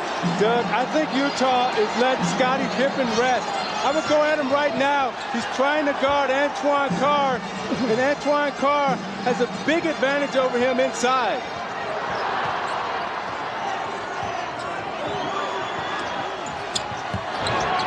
Russell. Driving against Rodman. Contact and a foul. Kukoc was also there, and they call it on Kukoc's 3rd. Now you watch Harper as he takes this shot. Does he get it off in time? I don't know. That's a tough call. Well, you know what? Look. If they miss that call, it's a 5-point swing in missed calls on shot clock situations. They took a Howard Isley 3 away wrongly in the first half. This one was even closer, but it appeared that Harper may have been just a fraction of a second behind the shot clock. Harper's basket counted. This one by Isley, which should have counted, did not. See, I think this 3 was good, and the last shot that Harper took, I think that was a shot clock violation. Russell steps to the line and knocks them both down.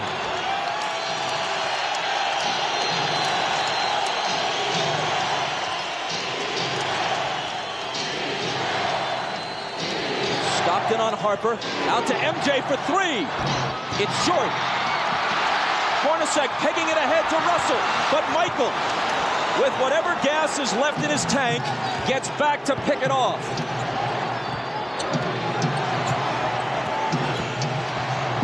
Rodman, offensive foul on Dennis. And that's 5. Now, Isaiah, that's what you're talking about. Jumping out off that screen and make Michael Jordan be a passer. Throw it to Rodman, who can't finish. And you saw Jordan right there complaining, saying Rodman needs to have a chance to come down. I thought it was a questionable call. When you look at this play, you watch Jordan come off the screen and he's double teamed, and as an offensive player, you're allowed to establish position and come down. It's a tough call right there.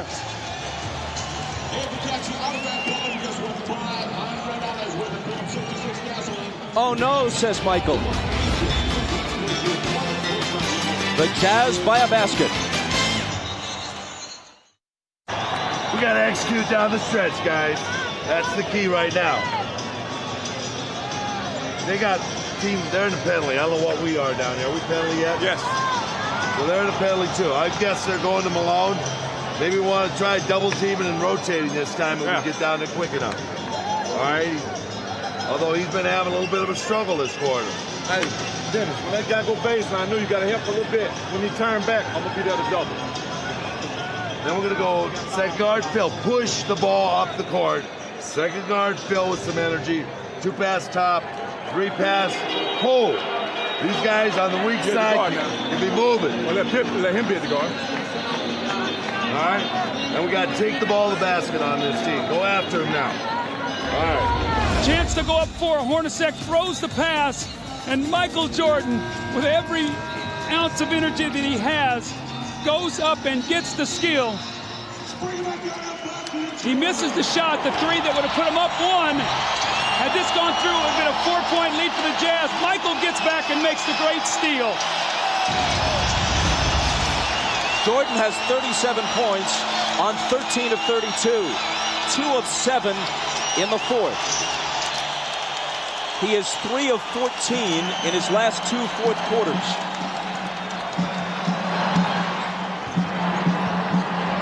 Even Superman apparently gets tired. Malone, lots of room. Got it! That's their pet play. Malone goes over like he's going to the post and screams for Stockton, and he rolls out and hits the huge jump shot.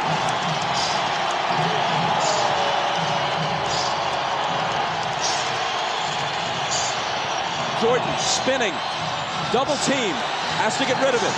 Gets it right back from Pippen. Double pump, knocked away by Carr, and a foul. Isaiah, normally on this play, Malone goes to the post. This time he goes and screens so Stockton can get to the middle of the floor.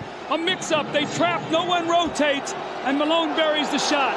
Now, on this defensive possession, Hornacek, I thought, should have run at Michael Jordan and made him pass the ball back to Scottie Pippen. You got to take the ball out of Jordan's hands right now and make Harper or Pippen beat you from the perimeter. Jordan's 9 of 12 now at the stripe. Now you look at the job that Russell is doing against Jordan. He's keeping him out on the perimeter, not allowing him to come into the post. He hits them both, making it a 2-point game with exactly 2 minutes to play.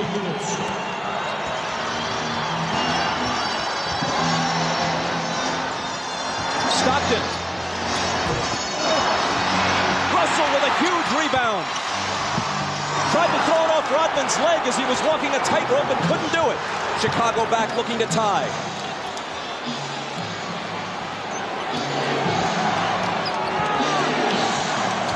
Michael. Short. Rebound Stockton.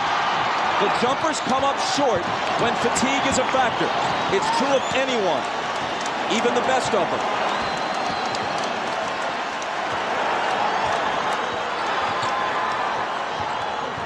Rodman got in front and knocked it loose, but Chicago touched it last.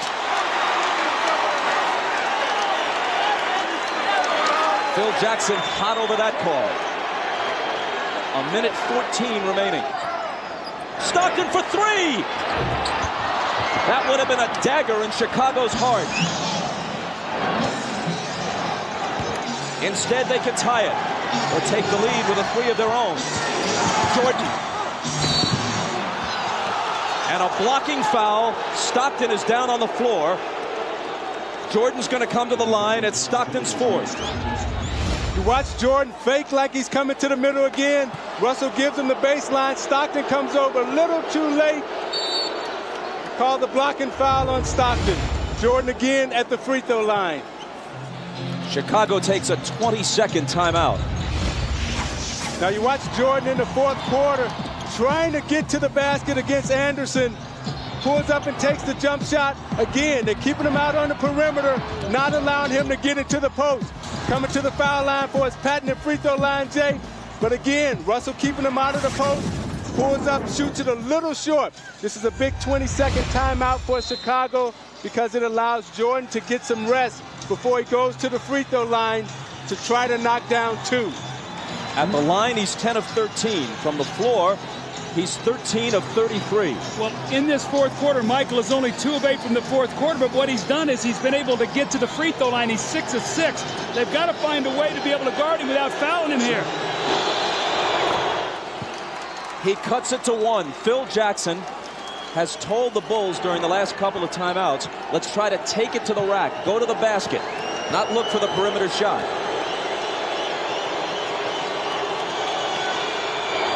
Jordan ties it. Maybe the 20-second timeout was, as much as anything, just to give him a breather to gather himself for the crucial free throws. 50 seconds. Malone. Cross-court Stockton, a three. It's there!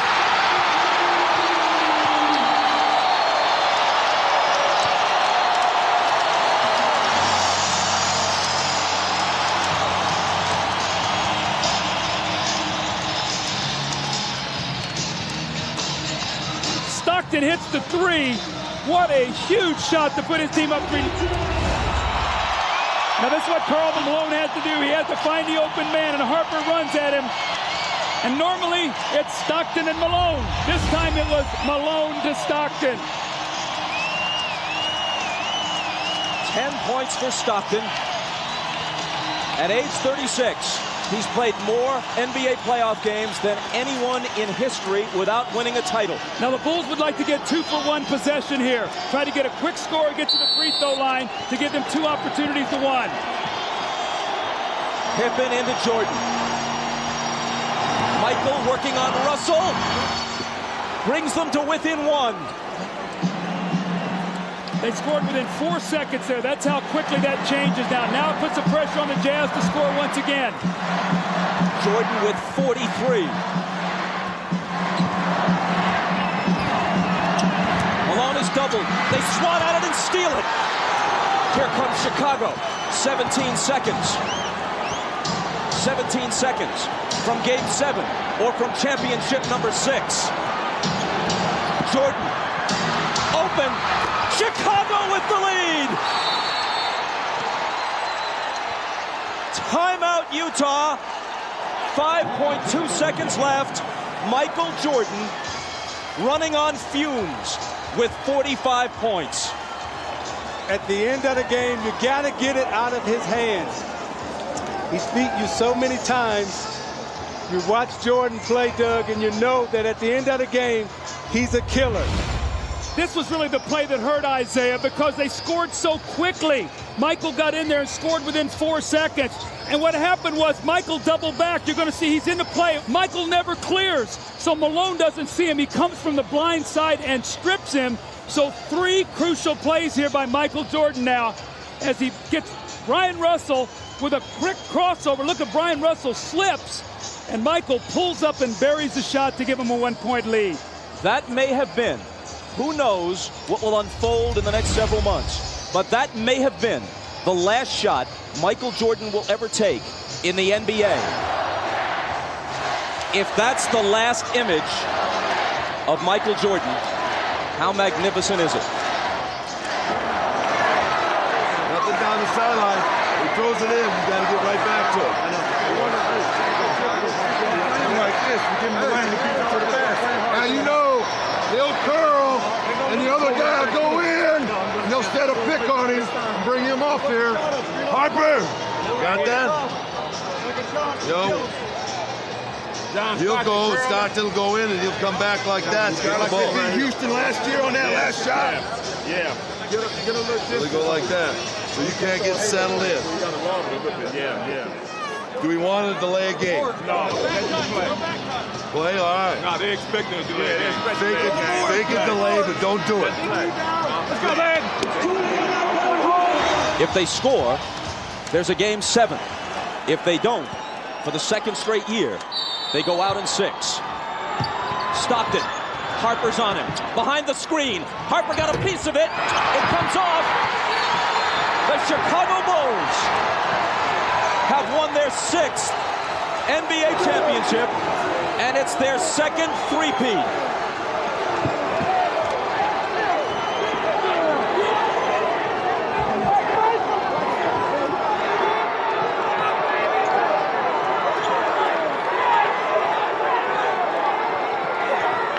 When you lose by this narrow a margin, speaking of the Utah Jazz, there are so many things to look back on. But the Howard Isley 3 that was taken away in the first half will eat at them all summer long.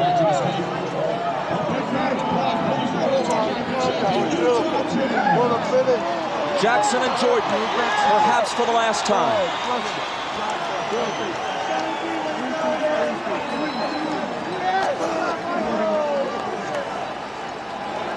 Chicago 87, Utah 86. Jerry Sloan showing class, trying to shake hands with each and every member of the Chicago Bulls, who won 2 out of 3 here and 2 out of 3 in Chicago. Thanks, boy. David, thanks, boy. Thanks,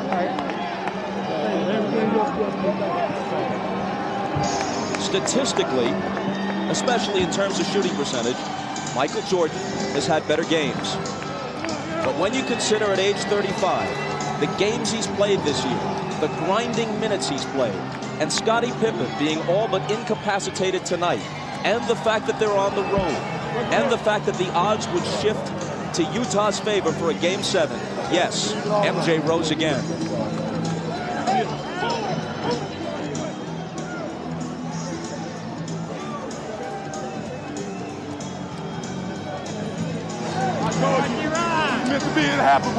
He no longer needs accomplishments to prove his case as the greatest player in NBA history. He just adds to it. And if this is the final chapter, what a way to close the book. I tell you, Bob, as you look at Scottie Pippen there, I remember all Scottie ever heard about was the migraine headache and that he couldn't play with pain. Well, today, they could not have won this game without him. Just his presence being out there. He made some big shots. He fed the post. He did all the little things for Chicago, and his numbers aren't going to show it. But Michael, once again, with the heroics, the unbelievable plays. But his sidekick, Scottie Pippen, was there for him when he needed him. And I'm watching Michael Jordan hug his mother right there. Such a great player, such a great person. Everything that this game is about, the goodness of it, he represents, and what he's done for the game of basketball and for this Chicago Bulls organization. All of us as former athletes are very thankful to 23 in red. Michael Jordan is as great a competitor as sports has ever seen. He also has an uncanny sense of theater. And as he makes his decision, he'll think about the fact that he could not ask for a better punctuation than this. To not only hit the winning basket, but have it be the last shot he takes this season, maybe the last he'll ever take in a Chicago Bulls uniform, to win the game and the championship by a point. You know, Bob, it's interesting about Michael Jordan. He's a guy who has nothing to prove, but lives his life every day as if he has everything to prove. That's something about his greatness. He's an unbelievable athlete. One more look at a shot you'll be seeing hundreds of times if you're a basketball fan. You'll see it dozens of times on the highlight shows tonight. Stockton gets rid of it. It's short. Harper had a hand in his face and maybe even got a small piece of the ball. I thought Stockton had a great look right there. It was a well-executed play. Stockton and Malone. And that's who you want taking your last shot, because he's made so many big shots for Utah. You know, my heart goes out to Stockton and Malone, because those two, more than any other two athletes in this era, really deserve a shot at wearing a championship ring. A shot can hardly come much closer than that without going in. For the celebration, here's Dan Roberts, the PA man. And now, please direct your attention to center court for the presentation of the 1998 NBA Finals MVP and the Larry O'Brien Championship Trophy. It is now time to make the 1998 Championship Trophy presentation. Joining me up here are the chairman, Jerry Reinsdorf, Vice President Jerry Krause, head coach Phil Jackson, and to make that presentation, here's the commissioner of the NBA, Mr. David Stern. The two best teams in the NBA this season were the Utah Jazz and the Chicago Bulls. These two teams in these finals, wonderfully matched and motivated, treated the world of basketball to NBA basketball at its heart-stopping best. To both teams, thank you. But to the Chicago Bulls, the 1998 NBA champion, and a team for the ages, congratulations to this team, to this organization, to its fans, and to these great players.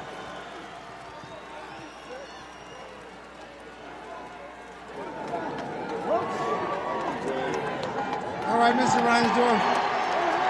Chicago Bulls fans all over the world would like to know, are you going to do everything you can possible to bring these guys back here to try to do this all over again? Well, let me first, Ahmad, say that on behalf of millions of Bulls fans all around the world, it's an honor to accept this trophy. It's only unfortunate that we can't have co-champions, because this Utah Jazz team is just the greatest team that we've ever played. 2 years in a row, they took us as far as you could take anybody. Winning six championships in 8 years is unbelievable. It's a tribute to a great coach and his staff, great players, Scotty and Michael, an unbelievable performance by Scotty and Payne tonight, Jerry Krause and his staff, just unbelievable. And on behalf of millions of Bulls fans all over the world, I can only hope and pray that Michael and Scotty will come back and defend the championship one more time. I take that as a yes. You are going to try to bring them back. Yeah, I believed in it. That was beautiful. Oh, man. I never gave up. I never gave up. Every time we were close, I knew we were going to do it. I knew it. Jerry Krause, you have to be very proud of this team. I'm so proud of these players and the staff. And this is for the fans back in Chicago, the greatest sports fans in the world. And we're just so happy. We're going to celebrate safe, guys, and we'll be home tomorrow morning. All right, Jerry, let me ask you, you do everything you can to bring these guys back. Well, you know, tonight all I want to do is celebrate and have fun, and we're going to talk later on. But this is a great occasion. And what Jerry said about the Utah club, Jerry Sloan and Scotty Layden are special people, and this is just a great organization, and it's somebody that you're proud of that you can be with. All right, Jerry, let's talk to Phil Jackson. Yes, I'm on. Once again, another journey to the top of the mountain. How is this one different from the other five? Well, Ahmad, we had to fight our way through this one. This is a real struggle for us this year against overwhelming odds. Maybe not as talented as the last 2 years, but they had a great heart. Hearts of a champion, as Michael has said. They won it. All right, you will celebrate tonight. Are you going to come back? Gee, that's a great question, Ahmad. I'll dodge that one right now. Thanks. All right, Phil. All right, once again, it is now time for the 1998 NBA Finals Most Valuable Player Award. And once again, here's the Commissioner, David Stern. Big surprise. 6 championships, 6 MVPs. Michael Jordan, get over here. You grace us with your presence. You've contributed mightily to our league. And tonight you gave one of the singular performances in the history of the NBA Finals. Thank you and congratulations, 1998 NBA Finals MVP, Michael Jordan.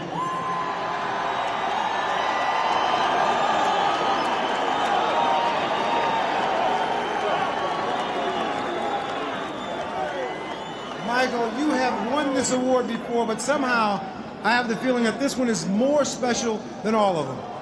Well, let me say hello to my wife and my kids at home because they desperately wanted to come. I didn't want them to come here today because I wanted to focus on the game, but I wish they were here to help me celebrate. I know they're there cheering, and I can't wait to get home. But to the Utah fans, you guys are a tough bunch to play in front of. You guys came out with a lot of loyalty and respect for your team. You made it really tough for us. We really, after losing Game 5 in Chicago, a couple of us dread coming back to Utah because we had to deal with the fans because of the energy that they bring to the game. But we had no choice, so we had to come in and play our best, and you guys made it a very competitive finals, and it's very worthy to win this, and I think that of all the championships that we've won, this is the toughest. It doesn't get any easier, but at the beginning of the season, this was the goal that you set out for. How wonderful was it to make this into a reality? Well, I tell you, when you start the season, I'm pretty sure every team next year is going to start with the focus of finishing and winning their last game. We started with that focus. It was a long road, a lot of different tasks and little bumps in the road, but somehow we made it, and I think everybody who looks at this year is going to have a lot of gratification and understanding and a lot of dedication. There were a lot of times during the course of the season that people doubted the Chicago Bulls, doubted that you'd be able to come back and pull this off. Even during this finals series here, people doubted you. How did you guys stay so confident? Well, I mean, this team is one. Our leadership is strong. Our leadership is very positive, very determined, and it filters down to the rest of the players. And we never let anybody give up. We believed in it, and we kept coming for it. All right, I've asked everybody if they're all going to come around to try to do this again. One more time? I would love for that to happen. I think that's something that's got to have to be determined over the summer. All right. Congratulations, Michael. Congratulations, Chicago Bulls. Let's go over to Jim Gray. All right, thank you very much, Ahmad. Tonight, one of the truly gutty performances in the finals by Scottie Pippen. Scottie, how badly were you hurt during this game? I was hurting pretty bad, to start the game off. I was able to get a dunk when I came down. The pain just sort of built from that point, and every time I tried to run, I was getting spasms. But I knew I wanted to come back and try to give a better performance in the second half, so I just tried to take advantage of that little bit of time before the half and, see what I can do. And I came out the second half, and Chip wanted to give me a little treatment, and I took the treatment, and I told him from there I was going to just try to gut it out. I felt like that my presence out on the floor would mean more than just sitting in the locker room.